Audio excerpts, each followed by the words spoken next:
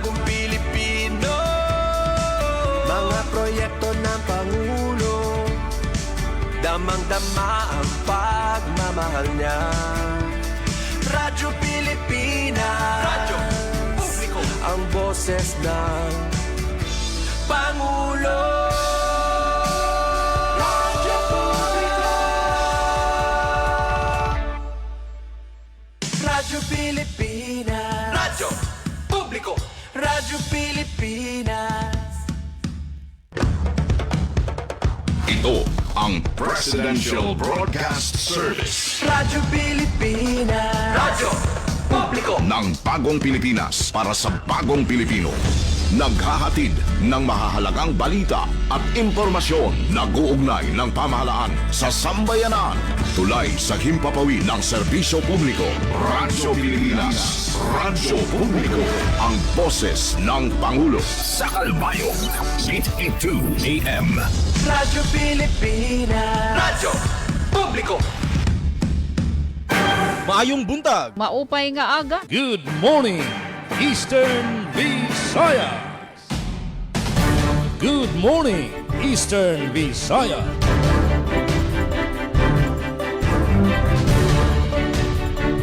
Oras kasanggayan, 4 minutos naglabay sa alas 8. Good morning. Maupay nga aga Region 8. Medyo nagamad technical problem ang DYES Borongan nga mauntan host yan ang adlaw. Sanglit na dilatar ang aton pagtigang sa Good Morning Eastern Visayas. Pan Tuesday edition, yan na nga adlaw sa Martes, Pitsa 14 sa bulan sa Abril, tuig 2026.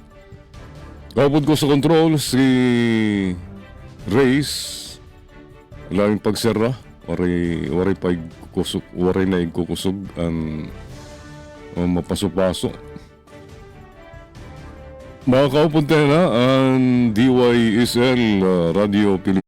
Paghatag sa situation area na sa Durudilaing Dapit sa Region 8. Unahunta ang DYSL Sugod Southern Leyte.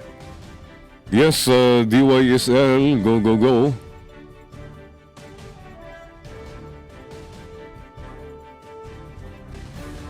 Hello, DYSL. O kung sino ang mauna, ang DYDC FM, Bye-Bye City. Yes, Miss Micaela o si Sir Glody, sino yan ang naka-assign? DYDC FM, Bye-Bye City, go, go, go. Yes, na mga salamat, Sir Jean. Og good morning sa atong mga suking tigpaminaw gikan sa Luzon, Visayas ug Mindanao para ning atong Tuesday edition ning atong tulumanon ang Good Morning Eastern Visayas. Ug alang sa update diri sa Dakbayan sa Baybay, mga pangunang impormasyon. So ang panahon dinhi sa Dakbayan sa Baybay nindot gyud ang kabuntagon, nagpakita ang adlaw karong buntaga. Pero mga higala, dili ta magkumpiyansa, no? Kung mugawa sa inyong mga panimalay, ayaw kalimot pagdala og payong proteksyon sa init o ulan. Og update diri sa pagtaga kuryente sa Baybay, adunay gipagawas nga power interruption, no? Nga kuan. Ang NGCP maghimo og maintenance og reconductoring sa Ormoc San Isidro 69 kV line karong Domingo, April 19 ning kasamtang tuig nga magresulta og schedule nga brownout, mga higala. So sa tibok area sa Baybay, mga usa ka oras tali sa alas 5 sa hapon hangtod sa alas 6 sa hapon, og sa Inupakan Leyte hangtod sa Matalom usa ka oras gahapon ang itagala ning brownout, mga higala, gikan sa alas 5 sa buntag hangtod sa alas 6 sa buntag. Mao gihapon sa Inupakan Leyte, no? Ang sa Baybay alas 5 sa hapon hangtod sa alas 6 sa hapon, sa ka oras nga interval niya siya, mga higala. So pahimang, no, ang eksaktong oras mahimong mausab posible nga mas sayo mabalik ang kuryente kung mahumandayon ang pagtrabaho o alang sa kaluwasan tanang linya sa kuryente huna-una ang adunay karga no dili ta magkumpiyansa gihapon. So sa pagtagatubig walay pagtaas sa balayranan sa pagkakaron gipahinumduman ang tanang konsumidor gihapon sa buhatan nga magbayad sa ilang bills sa hustong oras aron malikayan ang penalty o service interruption. Og sa peace and order situation diri sa Dakbayan sa Baybay walay mga major nga panghitabo. Nagpadayon ang Baybay City Police Station og pahigayon og checkpoint aron mapalig-on ang kaluwasan sa publiko ug mapugngan ang krimen. Padayon usab ang pagpatuman sa balaod pinaagi sa pagmonitor ug pagdakop sa mga lumalapas. Og mao kato ang update diri sa Dakbayan sa Baybay mga higala. Ug alang sa mga balitang nahikay, National Schools Press Conference 2026 malampusong gipahigayon sa Ormoc City og Flower and Garden Show opisyal nga giablihan sa Department of Horticulture sa VSU. At ang mga detalye na ining mga balita sa ikaduhang bahin ning atong tulamanon ang Good Morning Eastern Visayas. Balik di dahay mo, Sir Jean. Good morning, Eastern Visayas. Yes, daghang salamat Sir Glody sa DYDC FM. Baybay City. Nga doon naman kita sa Borongan City, yes, kasamang Pen, DYES Radio Pilipinas Borongan, ikaw na. Good morning. Eastern Visayas. Good morning, Eastern Yes, good morning, Jean Vilon. Thank you, Anay, pag-host. Sorry, no, may na kami didi guti ay technical problem. Again, tutuhay pa. Ready na unta kami mag-host but sige, thank you, ASM Jean Vilon, maupay nga morning. At ipen pumida ito na iyo kahampang para na partisipasyon na DYES Radyo Pilipinas sa Borongan. Pangunguna ni SM Ate Ruth Rivera Abunda. Pinagito na ito na Chief Tech Joey Policarpio nga nakaupod natin didi Master Control Coach Euphem Buna Jr.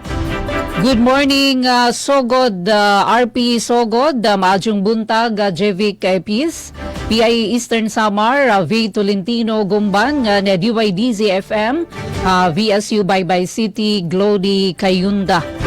Yes, good morning Prese Reyes watching from Caloocan City, Manila nga iba pa nga ato na mga tigpamati habugos nga probinsyan Sinarangan Samar, bugos nga rehiyon bugos nga Pilipinas nga worldwide.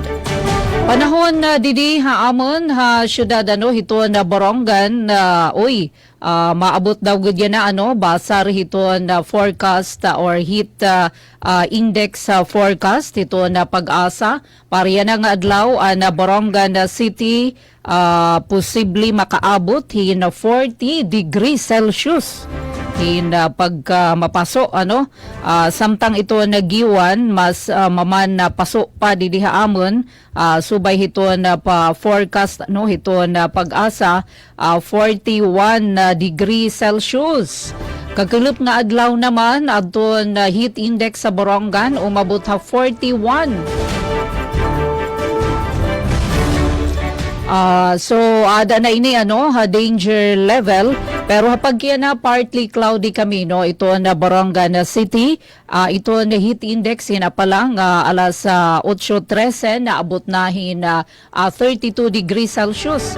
Salit padayon kita nga magin keep hydrated nga ayaw ani kita pag linaaglaag pag ginawas-gawas kundiri importante para naman hiton aton paghirot hapan lawas. Samtang iba pa nga lifeline power waray man paabiso iton Isamelco para na sked power interruption. Sige ma ito na pahpadida ni ASM Jean Vilon. Mapaso Jean, hibang ba ito na air conditioning unit? Mapaso. Mapasog ang cleaning na pero waray epekto. Oh, as in. So amo nga ni naglalarang kontak hadto naman diri pa gamitin ini blazer pero mapaso talaga no ito na panahon takay na atakar no ito na aton asma sige ito na aton inom ano iton tubig nga na pagtaga tubig waray manliwata pa abiso ito na Borongan na Water District salit paglalauman nga magiging okay all right naman ano ito na serbisyo ito na aton na BWD komunikasyon so far so good. Pasiorden, habugos nga probinsyan Sinirangan Samar, nagpapasalamat kita iton ato na mga kabakyang from PNP ngan AFP upod na iton komunidad. Para naman na pag-mantiner no, ito na Kamurayawan habugos nga probinsyan Sinirangan Samar. Ngan, uy, ginbabantayan ini na ano, aton pag-rollback handa presyo handa produkto petrolyo yan ang adlaw.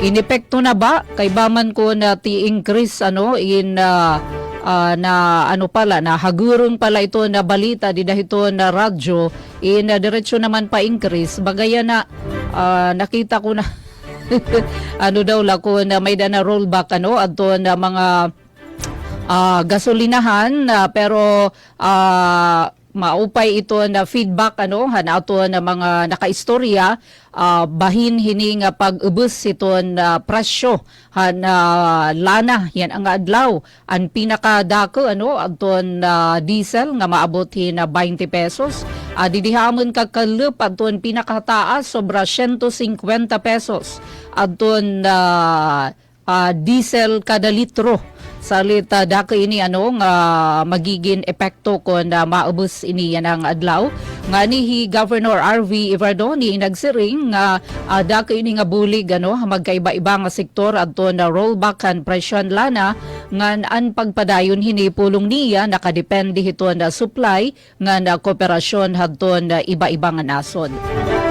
Kakulub gihapon adto na bungtuhan na Llorente amuin nanhatag gihapon hin fuel subsidy adto na pundo tikang lahat to na ira naman bungto 216 nga mga driver na public transport habungtuhan na Llorente pangunguna ni Mayor Christine Cardona na payout tida ini hadton ira covered court kakulub nga adlaw Abril 13. Boyno ka barangay, dita na paglanganon pa ilatag tana adto na mga ulo na mga dagko nga mga notisya. Pare nang adlaw na Martes, Abril 14, didi naman RP Borongan. Ordinansa nga magahatag hin one-time monetary allowance para inihan ikaduha nga semester hantuig 2025 senior citizens sa barangay Santa Fe ug San Saturnino ug eligible senior citizens syudad han Borongan upod han ginparigunan han konseho. Eastern Samar Provincial Science and Technology Innovation Council naglatag hin mga prioridad nga inobasyon, health, energy, education, tinutukan. Royalty tikang Hamalampaya pwede gamiton pagtukod hin fuel storage facilities. Sumalayni ka na Minority Leader Libanan. Amini ka barangay adto na mga dagko nga mga sumat adto na mga ulohan na mga sumat ang detalye aton ilalatag hapag babalik din nila aton taramdaan. Morning, Eastern Visaya. Good morning. Yes, daghang salamat. Damong salamat kasamang Pen Pamida sa DYES Radio Pilipinas Borongan. Nganto naman kita sa Southern Leyte, sa Sugod, sa DYSL Radio Pilipinas Sugod. Yes, kauban Jevic, good morning. Maadyong buntag, ikaw na. Good morning, Eastern Visaya. Yes, daghang kayong salamat Sir Jean Avilon ug sa itong mga kaubanan diha sa Radio Pilipinas Radio Publiko Kalbayog, kang Ati Pen Pumida ug sa itong mga kaubanan sa Radio Pilipinas Radio Publiko Borongan, kang Ma'am V. Gumban ug sa kinatibuk-ang puwersa no, sa Philippine Information Agency sa Eastern Visayas sa pagpanguna sa itong regional head si Rayan Arinto, and kang Glude ug sa itong mga kaubanan usab diha sa VSU DYDC-FM sa Dakbayan sa Baybay. Gikan dinhi sa lalawigan sa Southern Leyte ako subdion maadjong buntag kahimtang sa panahon pagkanindot sa atong nga kabuntagon dili parehas kagahapon no nga dihay na sinati nga pag-uwan pero karon pagkanindot sa atong nga kabuntagon nagpakita gyud sa hingpit ang aring adlaw and wala pud kita nakita sa kawanangan no nga mga panganod nga posibleng magdala og pag-uwan and hopefully wala gyud tay mga pag-uwan karong adlaw nga Martes. Labi na kay na pay daghan nga mga kalihukan and ikaduhang adlaw pa sa simana na trabaho na apoy klase sa uban nga mga tungaan especially sa ato nga mga private school and gani sa private school di ay karong simana ha magpahigano sila og closing activity adunay graduation moving up ceremony sa duha ka dagko nga private school sa lalawigan sa Southern Leyte, ang St. Joseph College o ang The College of Maasin gana nahibutang sa Dakbayan sa Maasin. With regards usab sa kuryente, nindot usab kay wala may gipagawas nga advisory ang Southern Leyte Electric Cooperative Incorporated Consuleco gadunay pagkapaw sa kuryente karong adlaw and hopefully wala po mga emergency power interruption pero bisan pa man sa walay abiso ang Suleco ana gihapon ang ilang mga linemen, mga personnel naka station gyud sa kalain nga mga strategic location sa lalawigan sa Southern Leyte para dali nga makaresponde kung in kaso adunay mga emergency or mga power interruption nga pinakalit sa kalain nga lugar dinhi sa lalawigan sa Southern Leyte. Samtang sa lain pag-update ang kapulisan sa Southern Leyte sa pagpauna sa Southern Leyte Police Provincial Office padayon sa pag-implement dinhi gyud nga gipa-urbando sa DILG nga hugot nga distrikto na ang pagbantay no dinhi katong mga lugar, mga pampubliko nga lugar labi na sa kagabion gabawal na ang mga inom-inom especially po kani po mga kabatanunan nga maggawas sa 10 PM pataas. Bawal na ang mga minors niada so kinahanglan ato gyud sigurohon labi na sa mga gikanan nga ada-ada sa atong mga panimalay ang atong mga kabataan para usab dili sila madakpan og dili kita magka problema. Gani sa report ada-ada sa Dulan City Santos ka individual ang nadakpan sa halapan nga operasyon sa kapulisan dinhi sa lalawigan sa Southern Leyte. So hopefully atong gyud mga kaigsunan bubawidaw sa naasoy nga mga balaod labi na kay dugay na bautan nga balaod pero karon hugot gyud nga gipatuman sa ato nga or sa DILG. Sa lain pang update sa mga tourist attraction dinhi sa lalawigan sa Southern Leyte, ato nahon ang isla sa Limasawa gikalipay sa LGU, labi na kay sa nakalabay nga mga simana pagkanaghan gyud sa mga turista, lagyaw ba na or mga lokal nga turista ang bisita sa isla. Ganit puno-puno gyud gihapon fully book kasagaran ang mga resort, mga homestay o guban pag mga katulga diha sa isla sa Limasawa gumikan sa pagkadaghan sa mga turista nga bisita and ilang yun gisiguro no labi na ang otoridad ang kapulisan o ang LGU nga masiguro ang kaluwasan o kahapsay sa tanan nga mga bisita sa naasoy nga isla kay ginauban nga mas daghan pagyon ang mga turista nga bisita labi na karong umaabot nga buwan sa Mayo and gani karong buwan sa Abril kay nagasugod naman lagi ang summer vacation. Og sa katapusan, ang provincial government sa Southern Leyte padan gihapon sila nga pagbisita sa mga kalungsuran o sa mga kabaranggayan sa nagkalain nga mga lugar dinhi sa lalawigan sa Southern Leyte para sa paghatod og mga serbisyo. Pinasubay sa ilang provincial caravan kini nga Project Beyond called Moving Initiative and Actions Dearer to all Southern Leyteños nga gikalipay gyud sa mga residente dinhi sa lalawigan gumikan kay nakabenepisyo sila sa nagkalain nga mga serbisyo sa gobyerno labi na sa provincial government. O para sa ato naandam nga mga balita dinhi sa lalawigan sa Southern Leyte, Provincial Cancer Center planong tukuron sa lalawigan. Sa kunyag bayan sa Balitbog, magpahigan og public hearing karong simana. Trabaho alang sa mga tinun-an gitanyag sa peso sa lungsod sa Anahawan. And kalihukan sa pagpadawat og trabahante sa lungsod sa Sugod, pagahimon og mag-adlaw. And Limasawa Half Marathon, kon Limasaw pagahimon sunod simana. So atagi ang detalye sa mga balita nga nahikay sa tibuok para sa Radio Pilipinas Radio Publiko Sugod para karong adlaw nga Martes. And sa station manager Sir Dindo Alaras atong kauban Sa pikas labak sa Master Control, Kuya Noel Palugod, at mga kauban ng OGT Intergikan sa SLSU Main Campus, o sa ato mga kauban ng mga reporter, kini si Jevic Epis. Good morning, Eastern Visayas. Good morning, Eastern Visayas. Daghang salamat kasamang Jevic, DYESL, Sugod, Southern Leyte. Gado naman kita, balik kita sa Eastern Samar. Yes, aton ka PCO, Ma'am V. Gumbans and PIA Eastern Samar. Good morning, ikaw na. Good morning, Eastern Visayas. Yes, thank you, Sir Jean. Maupay nga aga, maayong aga, good morning. Maupay nga aga, liwat, kan Ate Pen. Harayo pa na, matidihaak. Yes, good morning, V. Yes, good morning, Ate. Good morning, liwat. Ito ng mga kaupo dida, DYS. Nga, of course, Cancer Jevic. Good morning, sir. Nga, Cancer Glody, natin partner ha.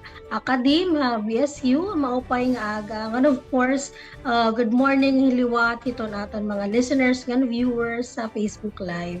Hangara ni Sir Rhea Narento, Regional Head ng PIA Eastern Visayas. Nga, Sir Samuel Candido, ang Infocen Manager han PIA Eastern Samar. Inihivi Tolentino Gumban, nga iyo makakaupod ha Tuesday edition ito aton programa.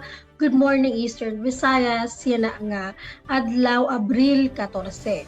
Nga dilanay kita hiton pahibarotikang ha LGU Giwan, ang Land Transportation Office o LTO Giwan Extension Office sa pakipagsumpayan na local government unit ang Giwan in magdudumarahin libre nga 15-hour theoretical driving course o TDC.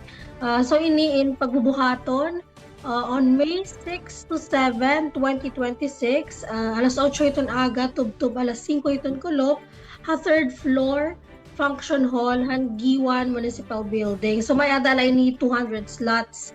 So ano ang mga requisitos, mga requirements para enrollment? PSA birth certificate or LCR birth certificate or passport, 2 pieces nga 2x2 ID picture, usa nga valid ID, photocopy la ngan LTO client ID nga iyo makukuha ha portal hiton LTO, visit la iton portal.lto.gov.ph. So para iton mga interesado, pwede ka mo magparehistro ha admin office nga nahimumuta nga second floor han Giwan Municipal Building. Starting today, So nga din naman kita hito na amon headlines, mga laray uluhan, mga balita nga nahikayhan Team PIA Eastern Samar para yan nga adlaw Abril 14.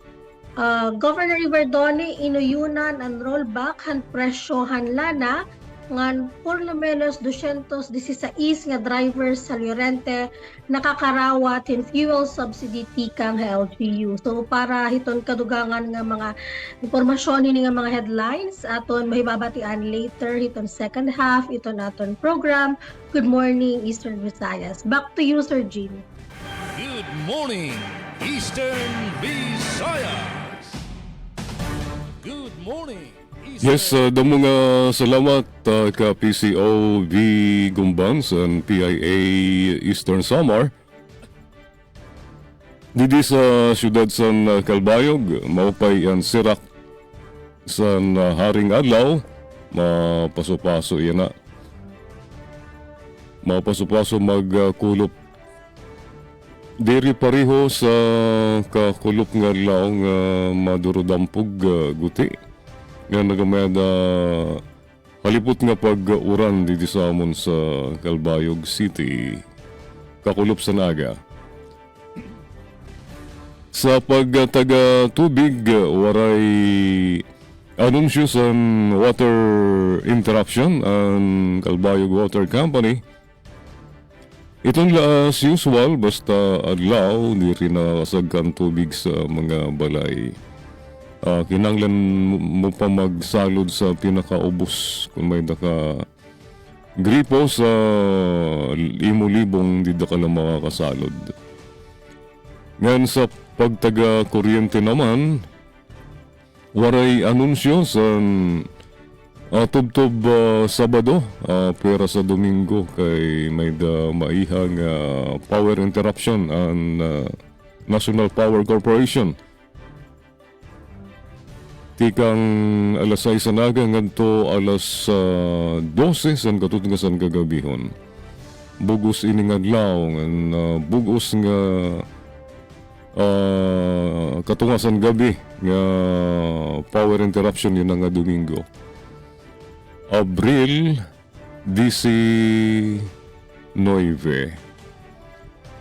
Alright, ngan sa pagtaga edukasyon naman dito sa Northwest Samar State University magkakamayada sin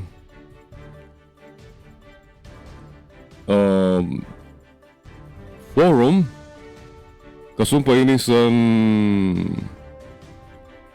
pagpili sa bag-o nga Northwest Samar State University President. The search for the next NWSSU President Public Forum and Panel Interview. Ang search committee for President nag-anunsyo ang schedules and public forum ng panel interview yan nga kanina alas 8 sa aga. Dida sa Business Development Center, representatives ang mga representante di nga sa dudulaing nga sektor ng mga miyembro sa NWSSU community ang matender sini yan nga aga dida sa sining Business Development and Business Development Center sa NWSSU. Ngan samtang ang bugos nga proceedings ang i-stream live online pinagi sa official NWSSU Facebook page. Magkakamedalawat panel interview nga pagdumaraon sa closed doors session sa pagkaniyan nga kulop. Tulula adtong mga aspirante pagka NWSSU President Sara Armando A. Albiola, JD, PhD, ngan si Ramil S. Catamora, PME, Doctor of Education, ngan si Attorney Lori Lee F. Tangaran, DM. Ang maton tulo nga mga kandidato. Pagka University President sa NWSSU, ang acting University President din na mao si Dr. Hilly Wiheldo Ancheta. Ngan yan na naman nga pizza 16. Huwebes nga adlaw may imbitasyon sa mga taga-media ang 8th Infantry Division. Kung sino dida sa iyo, sa Borongan o sa Sugod o sa DYDC, sa PIAN, pwede maka-attender sini dito sa amon Horo Harayo, dito sa Tacloban and venue. Press conference, party reopenings and balikatan A1 2026. Bubuhaton dito sa Joint Task Force Tacloban Headquarters sa Leyte Park, Magsaysay Boulevard, Tacloban City. Yan na nga Huwebes, Abril 16.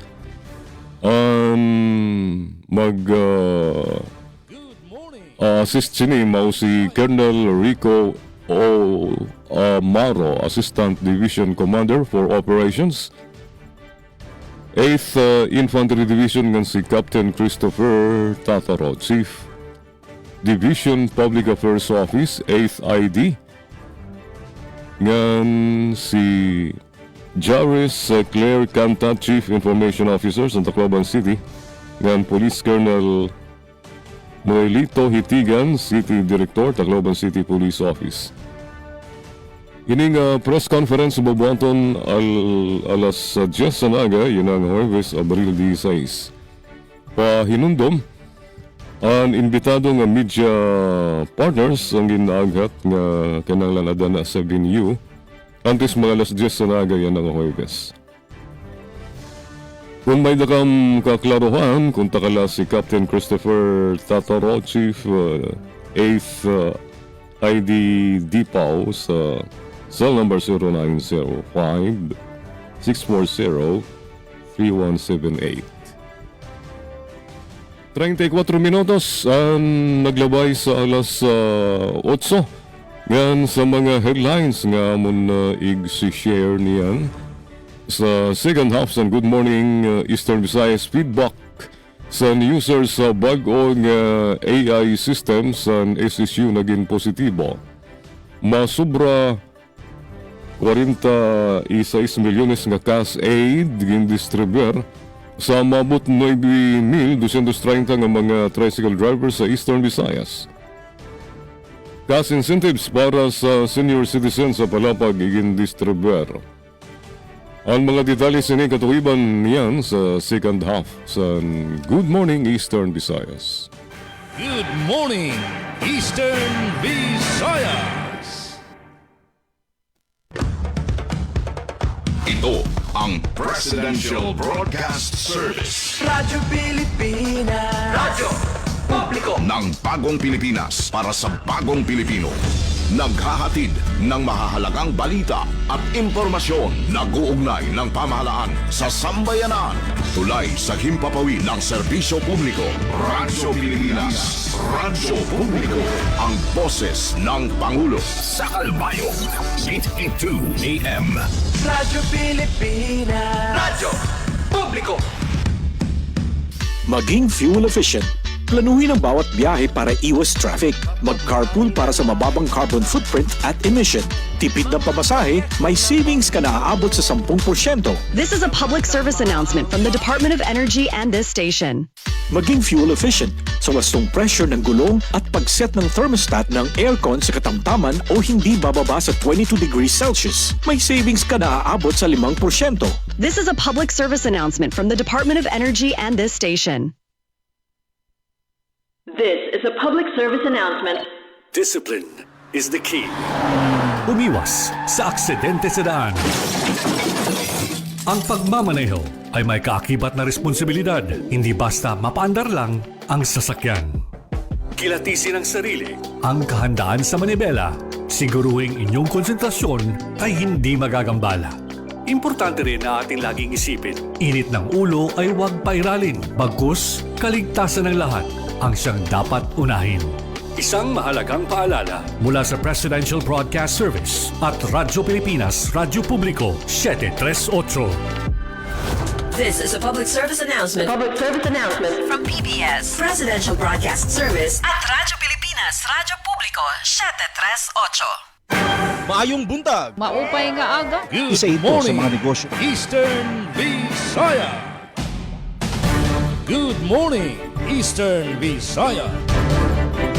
Alas 8.37 naton oras, tigaran tanan ratsada sa naton mga balita. Unahon ta ang DYDC FM, masunod ang DYES, DYSL, PIA Eastern Samar, yan last and host DYOG.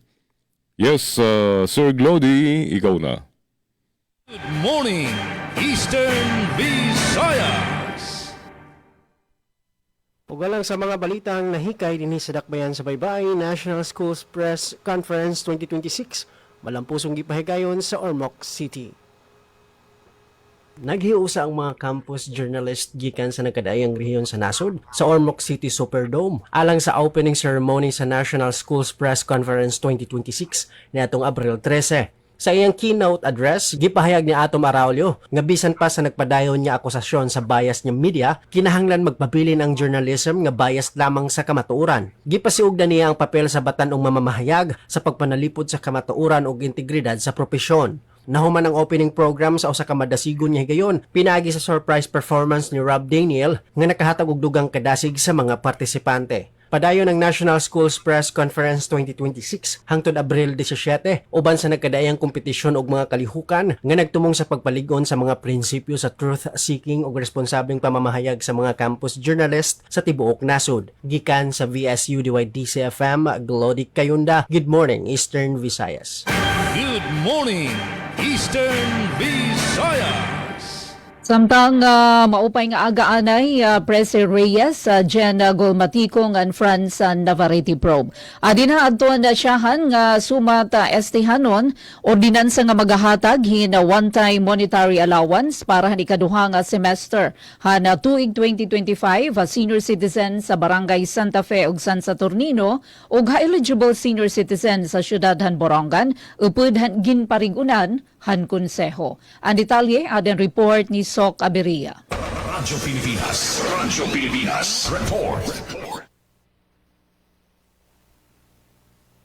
Pinangunahan ni City Vice Mayor Emmanuel Chusungco ang gandamara nga ika-42 ng regular session ng Sangguniang Panglungsod aging buwat espesesyono la syudad ng Lunes, Abril 13. Ini nga sesyon ginpariganan ng konseho ang naging pura-proponer nga ordinansa nga maghahatag in one-time monthly monetary allowance para ni ikaduha nga semestre tuig 2025 sa senior citizens sa Barangay Santa Fe ug Barangay San Saturnino nga nandun eligible senior citizens sa syudad ng Borongan na pagkarawat na nasabing ayuda. Ini nga legislative measure ni Gindusoan Committee on Social Welfare na chairperson na SP member Lyra Chelimbawan Devora. O ginaprobaran liwat at igin proponer nga ordinansa ni SP member Maria Rosendasa na chairperson ni Committee on Environment kan pagtanim in mangrove trees in requisitos sa good matagan in pre-marriage counseling certification at mga magtiayon nga mag-apply marriage license sa syudad han Borongan. Samtang gimpasaliwatan konseho ang resolusyon nga nagpaparigaan ang akreditasyon na LG Borongan Hinwalo nga civil society organization CSO sa syudad nga iginduson Committee on People Empowerment nga chairperson ni SP member Glyza Chu. Para sa Bagong Pilipinas, Sok Aberia, Radyo Pilipinas, Radyo Publiko, Borongan. Da mga salamat, Ati Sok Aberia. Good morning, Eastern Visayas. Ug para sa mga balita dinhi sa lalawigan sa Southern Leyte, Provincial Cancer Center planong tukuron sa Southern Leyte. Para sa detalye na report ni Ms. Dalia Orit Atwil. Radyo Pilipinas, report. Di pa dayag karon ang plano sa Salvacion Opus Iniegas Memorial Provincial Hospital konsoy NPH sa pagtukur usa ka cancer center sa lalawigan aron mas mapadali ang paghatag og serbisyo sa mga pasyente nga adunay sakit nga cancer. Sa pagkikinabi sa media, gibutyag ni Dr. Ione Castigliones nga ang maong plano anaa sa ilang paghisgot o gidamgo ang posibilidad sa pagtambayayong sa mga foreign sponsors o non-government organizations aron matuman kini. Sumala ni Castigliones, sa pagkakaroon, ang mga pasyente nga adunay cancer gikan sa Southern Leyte napugos pa nga mo biyahe gawas sa probinsya aron makarawat og tukma nga pagtambal. Gidugang pa niya nga dako kaayog tabang ang pagtukod sa cancer center aron mapalawig ang serbisyo sa panglawas ug mapagaan ang kahintang sa mga pasyente ug ilang pamilya nga dili na kinahanglan mo pana og lagyo. Gilauman sa probinsyal nga kagamhanan nga pinaagi sa mga inisyatiba mas mapalikon ang serbisyong panglawas sa lalawigan ug mahatagang og dugang nga pagtagad ang mga pasyente nga kinahanglan og espesyal nga pagtambal. Balita gikan sa Salvacion Opus Iniegas Memorial Provincial Hospital. Para sa Bagong Pilipinas, Dalia Abiara Oret, Radyo Pilipinas, Radyo Publiko. Good morning, Eastern Visayas. Samtang balita tikang din Eastern Samar, Governor Iverdone inuyunan ang rollback han presyohan lana. Adiyan na akong balita. Ginuyunan Eastern Samar Governor Ralph Vincent R.V. Iverdone ang rollback han presyohan lana ngan iya ginpahayag nga dako ini nga bulig nga mga sektor nga apektado han naglabay nga pagsakan presyohan krudo. Siring pa ni Governor Verdone ang rollback in tultol na panginahanglan han mga tao labi na nga damo nga industriya ang nagaantos tungod han mahal nga fuel. Iya ginpahayag nga ang transportasyon, infrastruktura, nga logistics amo ang pinakaapektado han pagsakahan presyohan langis. Dugang pa niya, ang rollback in resultahan paningkamot han nasyonal nga gobyerno hapagturoy hin supplyhan krudo tika nga ibang nasod diri ila ha Middle East. Bisan pahinigin pahinumdumon gobernador nga kinahanglan magpadayon ng rollback nga nan kooperasyon na ibang nasod base malikayan an utro nga pagsakaahan presyo. Ginpahinumdum gihapon ng gobernador ang peligrohan global recession tungod han mga gyera. Samtang President Ferdinand R. Marcos Jr. nag-anunsyo hindako nga rollback nga epektibo yan na ang Abril 14 nga magpapahabubuhan presyohan diesel, gasolina ngan kerosene. Sumala presidente diri ini ang katapusan han mga plano ngan pitadan gobyerno lugod usala ini handamo pa nga mga bulig nga ginaandam base maibanan ang problemahan katawhan tungod han epekto han krisis sa Middle East. Para PIA Summer, nagbabalita. Feedback sa users ang bagong AI systems sa Samar State University Calbalugan naging positibo sa detalyadan report ni Susette Pretencio. Radyo Pilipinas Report. Nakakarawat san positibo nga reaksyon tikang sa mga faculty ngan stakeholders ang bag-o nga AI for Lifelong Learning System nga ginlansar sa Center for Lifelong Learning o CEL sa Samar State University o SSU. Durante sa evaluation ngan simulation, ginpahayag sa mga partisipante ang sistema nga epesyente, accessible ngan mapulsanon nga paperless tool para sa research ngan extension. Basar sa era, dako ini nga bulig sa monitoring sa mga proyekto ngan pagpasayon sa mga proseso sa universidad. Gindusuliwat sa mga user ang mas hilawig nga paggamit sa plataporma, pinaagi sa mass training, agud mapahimulsan ini sa iba pang campus ngan unit. Ante sini, ginpahayag ni Dr. Marife Matic Mostasesa Lacaba, Director sa CEL, ang importansya sa AI-assisted learning sa pagpauswag sa edukasyon ngan serbisyo sa komunidad. Nahuman ang aktibidad, pinaagi sa panawagan para sa padayon nga kolaborasyon ngan inobasyon sa larang sa lifelong learning. Ang nasabi nga proyekto, kabahin sa Capstone Initiative sa Development Academy of the Philippines. Para sa Bagong Pilipinas, Susette Pretencio, Radyo Pilipinas, Radyo Publiko, Calbayog. Salamat Susette sa nimo report. Good morning, Eastern Visayas. Samtang sa lain pang balita, Flower and Garden Show opisyal nang giabilihan sa Department of Horticulture sa VSU.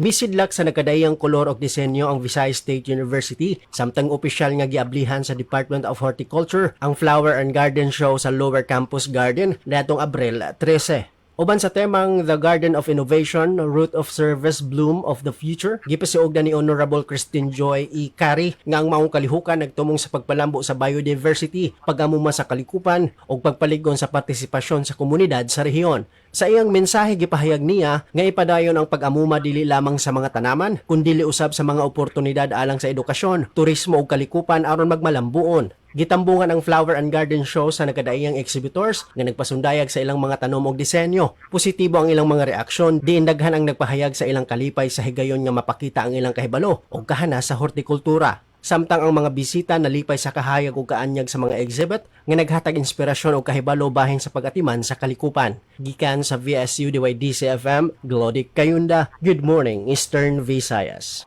Good morning, Eastern Visayas. Eastern Samar Provincial Science and Technology Innovation Council naglatag hin mga prioridad nga inobasyon, health, energy, education, tinutukan. Arya natin report. Radyo Pilipinas Report. Naglatag hin mga prioridad nga programa para hapadayon nga pag-uswagan probinsya ang Eastern Samar Provincial Science Technology Innovation Council, ESPSTIC, hairasyahan nga quarterly meeting nga ginpangunahan ni Governor Ralph Vincent R.V. Iverdoni, Hapidjo Conference Hall, Old Capitol Building, Abril 13. Gintutukan han konseho ang pagparigon han mga inisyatibo, hasiyensya, teknolohiya ngan inobasyon, nga ginlalauman makakabulig nga sektor han panlawas, enerhiya ngan edukasyon, sugad nga kabahin han development agenda han bago nga administrasyon. Ginhisgutan ha katitirok ang status and updates han mga DUST funded nga proyekto, labi na ang gini-implementar han provincial Provincial Health Office PHO lakip na ang water testing facility nga nagtutuyo masiguro ang kalidad han tubig sa komunidad ngan ang complementary foods nga programa nga nasuportahan nutrisyon han katawhan. Igin presentar liwat han Eastern Samar State University ESO ang programa may kalabutan ha renewable energy potentials ha probinsya nga gintatagad nga importante nga pitad ha pag-atubang han kakulangan ha enerhiya ngan pagtagad ha malangbo nga kalibungan. Naglatag naman ang Department of Information and Communications Technology DICT hinplano para pagtukod han STI kiosk nga magiging sentro han impormasyon ngan serbisyo han gobyerno pinaagyan pakigbuliganay han penro ngan ESO.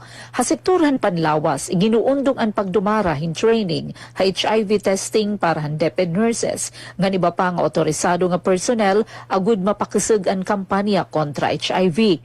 Ginsusuportahan luwatan konseho ang balaod nun nga magtukod hin provincial STI councils habugos nga nasod samtang ginpaplano ang konstruksyon han CSC Field Office Building ha Eastern Samar.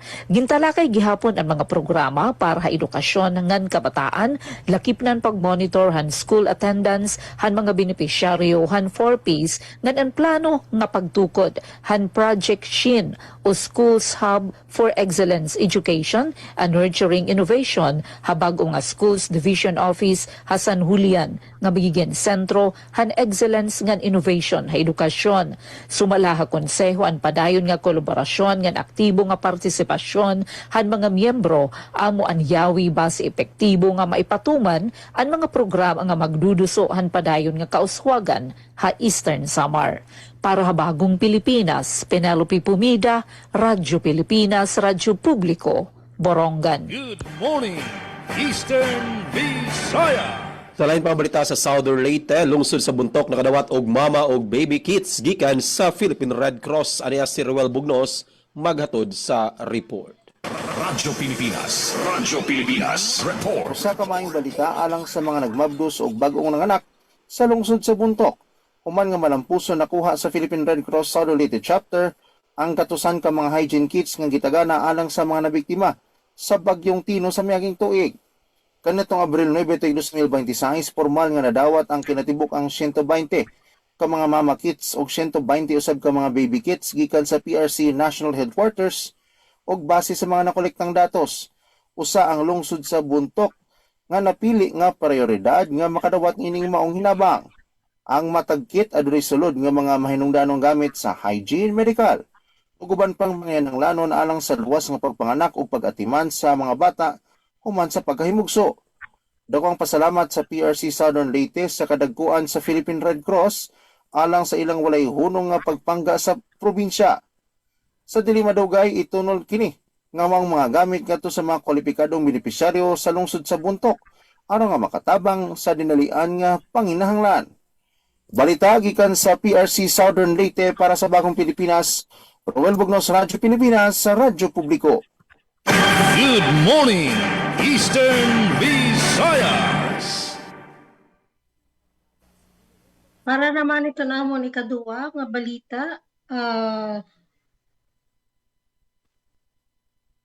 por lo menos 216 nga drivers sa Llorente nakakarawat hin fuel subsidy tikang LGU. Dugang impormasyon adi anakon balita.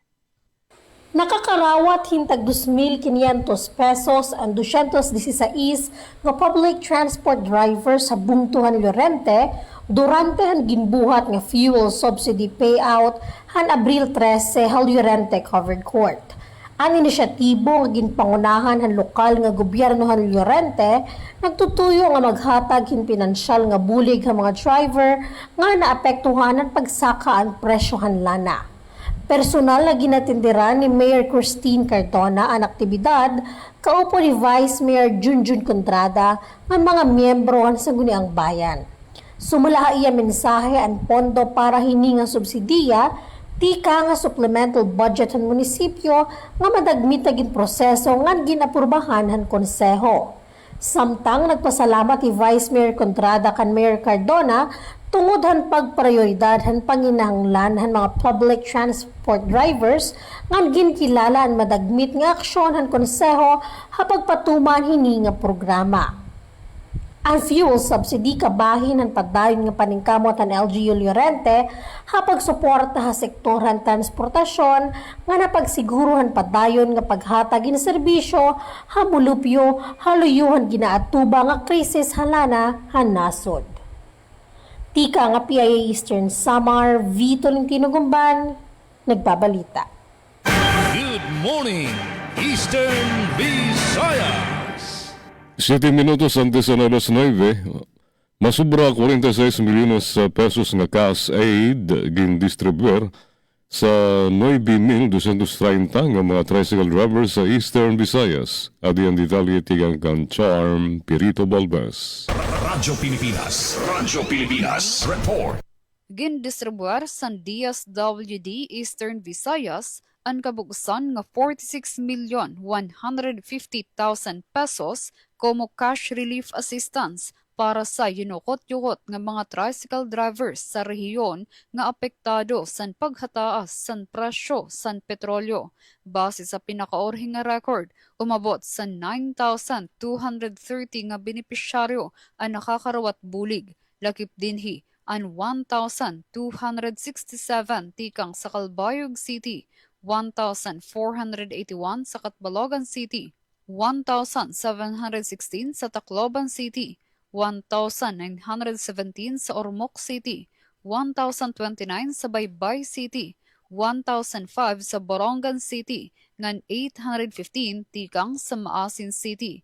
Katuyuanan sa programa nga maibanan ang bugat san gastuson san mga tsuper nga kada adlaw na biyahe para magtrabaho. Sabot nga san krisis sa petrolyo, nagsaserbe nga dagmit nga ayuda ang nasabi nga bulig para masuportaran ang era pamilya ug panadlaw-adlaw nga panginahanglan.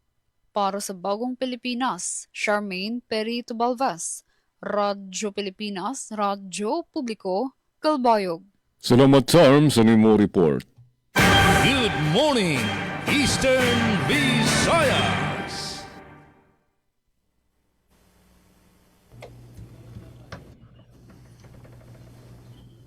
Umaw kat ng partisipasyon sa DYDC FM 104.7. Alang ning atong tulumanon ng Good Morning Eastern Visayas.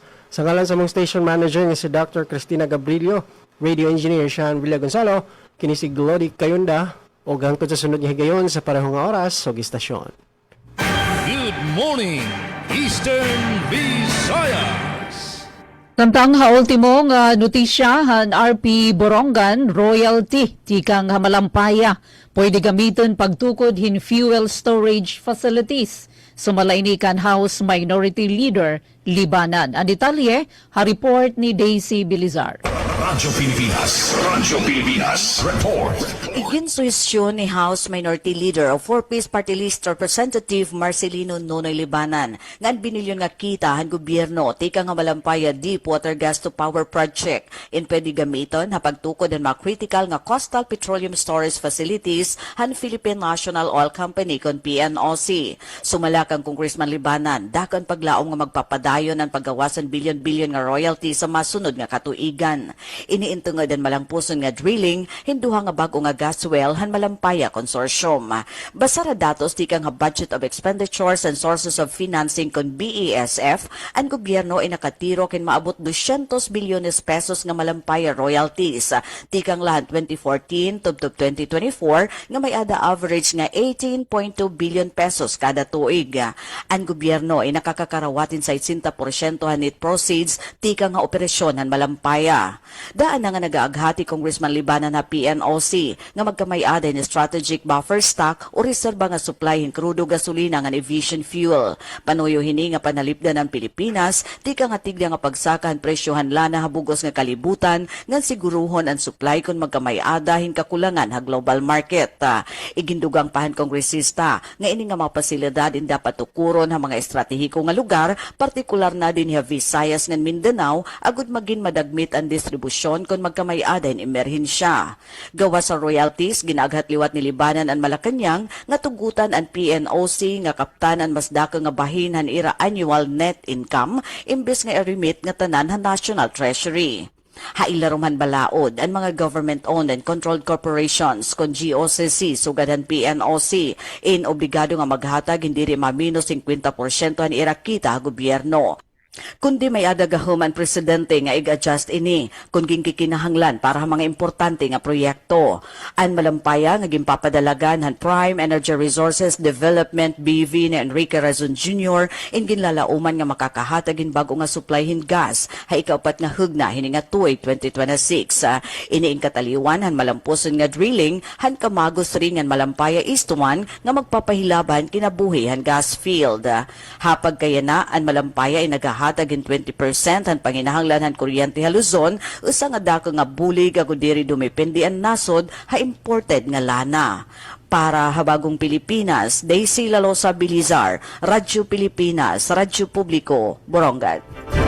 Thank you, Daisy Bilizar. Og dinhi kami malitas temporaryo ang partisipasyon han Radyo Pilipinas sa Borongan. Ang ara ni Ate Ruth Rivera Abunda, Chief Joya Transmitter. Kabakyang naton di Master Control Coach Euphem Buna Jr., News Contributors Daisy ngan Ate Sok, dinhi Ate Pen Pumida. Ugod na naton pangimbitar para buwas, dinila aton taramdan. Good morning, Eastern Visayas. Morning, Eastern Visayas. Og sa nga usab sa kinatibok akong pwersa sa Radyo Pilipinas, Radyo Publiko, sugod sa mong station manager Sir Dindo Aras, sa itong kauban sa Pikas Lawak sa Master Control, si Kuya Noel Palugod ug atong mga OGT intern gikan sa Southern Leyte State University kon SLSU, kini ang inyong kauban Jevic Epis. Once again, good morning, Eastern Visayas. Good morning, Eastern Visayas. Ngan hangara ni Sir Rayan Arento, Regional Head and PIA Eastern Visayas, kan Sir Samuel Candido, Infosen Manager and PIA Eastern Samar, inihi Vito Lentido Gumban. Good morning, Eastern Visayas. Good morning, Eastern Visayas. Salamat sa naton na mga nagpartisipar sa Good Morning Eastern Visayas Tuesday edition ng DYDC FM. Tinaigan Sir Glody Kayunda, DYES Borongan, kan kasamang Pen, kan kauban Jevix ang DYES Sogod, kan ka-PCO Bigong Bands ng PIA Eastern Samar. Sa ngalan sa nakaupo sa control, si Reyes, kan si Joben. Kini naman isurugon sa hanginan Jean Lavilon. Salamat, tubtublo at buwas sa Good Morning Eastern Visayas. Maayong buntag. Maupay nga aga. Good morning, Eastern Visayas.